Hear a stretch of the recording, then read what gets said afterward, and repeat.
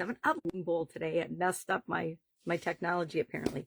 Sharon Horne-Ellstrom here. What are we talking about today? Supersize challenges, of course. AI, because I need to train an AI so that I can get some help with things that I want to control, but I want some technological help with.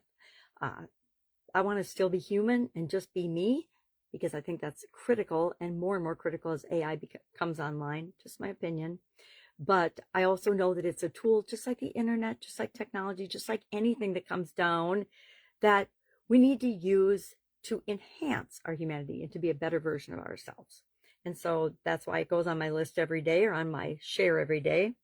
We're talking about guides today. Guides specifically with respect to spiritual health and well-being in our spiritual area and aspects of our life and our businesses or our careers, whatever is appropriate for you. And how do we go about finding a guide to help us with that?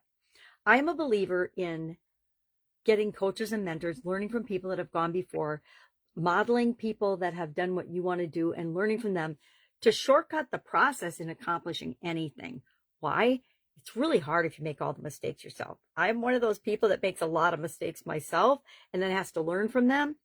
And I'm here to say it is well worth the investment to have somebody help you skip some of the pitfalls, skip some of the challenges, and start off from a higher, more solid foundation.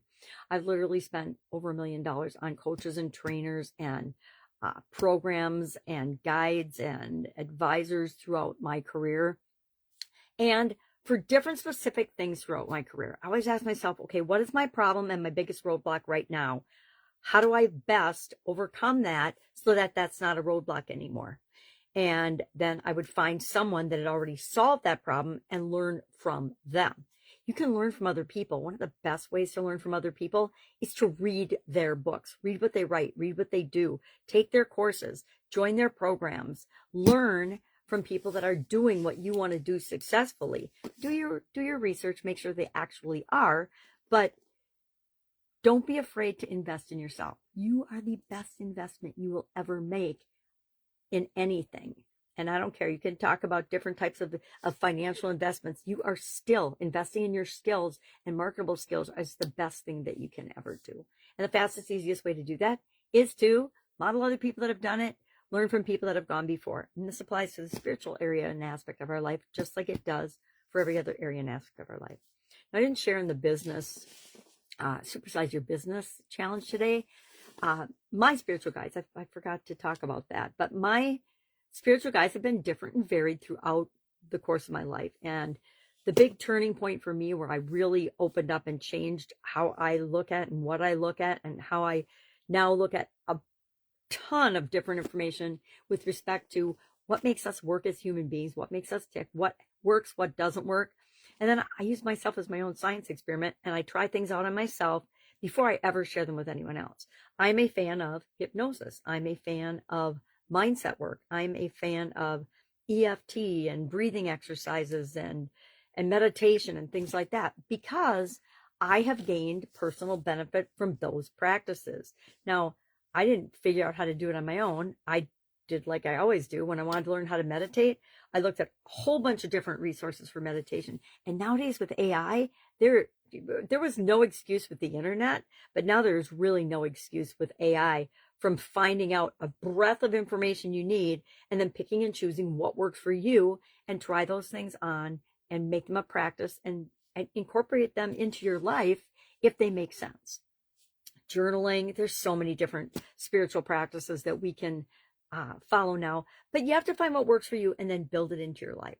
Things like a gratitude journal work for me, but I had to find a way to build it into my life that made sense.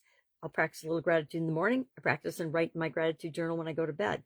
Do I do it every day? No, but I do it enough to keep my spirit happy and flowing.